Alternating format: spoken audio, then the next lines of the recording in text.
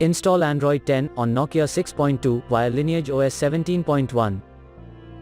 Please check the description for important notes and all the download links. First download ROM and GApps packages, then transfer the downloaded files to the phone storage, link is in the description below. Step 2. Boot your device into TWRP recovery.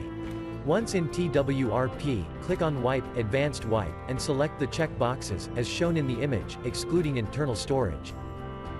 Step 4. Swipe the button to wipe the device. Step 5. Go back to the recovery main screen, and tap on the Install button. Step 6. Navigate to the storage, and select the ROM zip file. Step 7. Finally, swipe the button on the screen, to install ROM file. Step 8.